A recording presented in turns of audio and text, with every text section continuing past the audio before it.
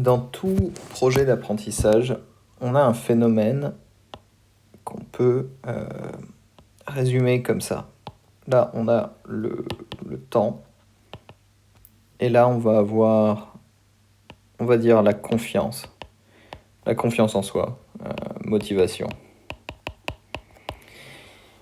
Et au début, donc que ce soit, en fait, c'est un truc assez schématique, qui s'applique aussi au business, au projet d'apprentissage de langue, au projet d'apprentissage, on a une motivation qui monte rapidement et qui retombe.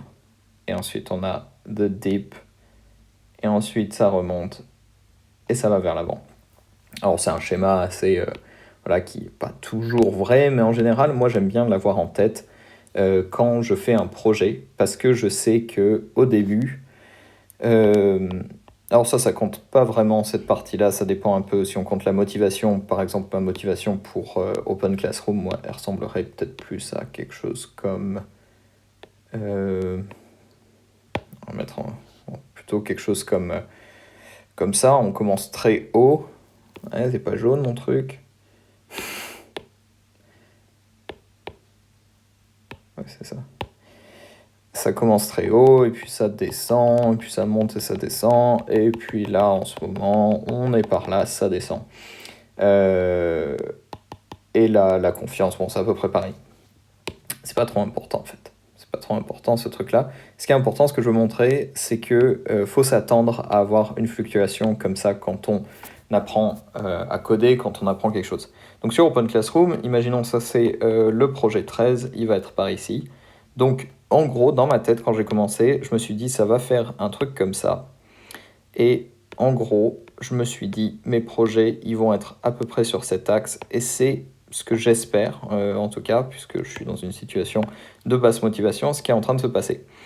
Donc, on va dire que par ici, je vais avoir le projet 1, qui est très facile. Je mettrai le projet 2 ici, en fait, parce que je l'ai fait en 2/3 du temps, il était sympa, j'étais au top de ma motivation. Projet 3, là j'ai eu un gros coup de mou, parce que c'était vraiment le truc qui m'a fait chier. C'était pas un projet sympa comme le projet 2, j'ai pas aimé le projet 3. Et le projet 4, c'est pas que je l'ai pas aimé, mais c'est que je suis vraiment mal parti. Et je crois que je me mettrai, j'espère que je suis par ici, je me mettrai par là. Donc là, je suis vraiment... je suis pas démotivé au point d'arrêter du tout. J'ai vraiment envie de continuer, que ça aille bien. Mais je viens de rater ma soutenance du projet 4 la semaine dernière.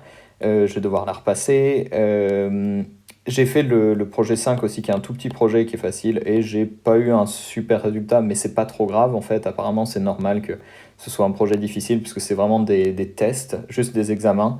C'est un projet facultatif. Et je vois qu'en fait, le projet 6 est déjà un peu plus intéressant. Donc, je le mettrai par là, mais je ne sais pas combien de temps il va me durer, donc on verra. Et puis ensuite, alors cette courbe, je pense qu'elle est beaucoup plus grande et longue que ça. Oups. Mais j'espère que ça va remonter. Donc, il y aura certainement des petites fluctuations normales de la vie là-dedans, et peut-être encore en fractal, la même courbe qui va remonter, redescendre, et remonter, redescendre. Donc je sais pas trop ce que ça va donner. Mais voilà. Et moi, en fait, d'avoir ça en tête, ça m'aide vachement. Parce que je pense que dans la plupart des projets, on a énormément de motivation au début. On est chaud patate et ça va bien. Et généralement, ce qui se passe, c'est que rapidement, ça retombe, puisqu'en fait, c'est une énergie en fait, qui est, on va dire, physiologique, qui n'est pas un truc structurel. C'est-à-dire que notre motivation au début, elle vient pas des habitudes. Donc, elle est un peu vouée à retomber. Là, en plus, je savais que je commençais la formation au mois de juin, à la fin du mois de juin, c'était l'été, et que j'allais avoir un mois d'août où j'allais être vachement moins productif, et c'est de ça que j'aimerais parler aussi dans cette vidéo. J'étais parti au début sur... je planchais sur 20 heures minimum par semaine. Donc là, on voit mes courbes sur mon graphique en fonction des jours. Donc, pendant 1 mois et demi, ça allait. La courbe jaune, c'est ce que j'ai fait en réel. La courbe bleue, c'est mon minimum syndical que je me mettais, même s'il a changé, puisque je vais passer de 20 heures à 15 heures. Donc, je vais changer ça. D'ailleurs, on va le mettre à 3 heures par jour, comme ça. On devrait avoir un truc à 15 heures qui devrait ressembler un peu plus à ce que je considérerais acceptable maintenant. Donc on voit que ma courbe... Oh, c'est marrant, ça bouge tout seul. Ah non, elle est en train de se reformer, de tout recalculer. C'est assez joli en fait. Bon, à 15 heures par jour, j'en suis encore bien, mais voilà, je l'imaginais faire minimum 20 heures et peut-être 30 heures par semaine, pas par jour, qu'est-ce que je raconte. Et là, on voit qu'en fait, voilà, ça, c'est pas du tout une courbe. Ma courbe ressemble beaucoup plus à la courbe bleue, voire de pire en pire, que à la courbe verte, qui était ce que j'imaginais pouvoir faire. En fait, 30 heures de code délibéré par semaine, je me rends compte que c'est super dur. Voilà. Après, j'ai mon temps par jour, par projet, donc c'est intéressant à voir. Voilà, projet 1 en bleu, et puis après projet 2 qui est passé assez vite, projet 3 qui m'a pris du temps, et là, l'horreur du projet 4, et on voit aussi que je travaille moins sur le projet 4 en général, et là on voit les dernières semaines, ça a été, les 2 dernières semaines, ça a été une catastrophe. Et là on voit mon temps de travail par semaine, donc on voit la tendance quand même, hein. On voit que ça descend, que je fais même plus 10 heures par semaine. Donc c'est bien de mesurer clairement parce que voilà, je me rends compte que ben voilà, c'est ce que je disais dans le graphique, quoi. Je suis au bas de la motivation. Aussi du fait que j'ai bougé, que c'est difficile de se reconcentrer quand on est dans un nouvel endroit. Et que voilà, c'est répétitif quoi, d'apprendre à coder tous les jours. Et puis surtout, voilà, que je sais pas, travailler me manque. En fait, gagner de l'argent par moi-même à côté me manque, même si ça va financièrement jusqu'ici. Et que ça devient difficile de se motiver pour apprendre pour un truc qui paraît encore très loin, surtout quand bah, voilà, qu'on vient de se taper un échec de rater une soutenance. Voilà. Après, j'ai là où j'en suis dans mes projets. Donc pour chaque projet, j'ai ma date de début, date de fin. Donc évidemment, je les commence toujours un peu en décalé, puisque avant la soutenance finale, je commence un projet.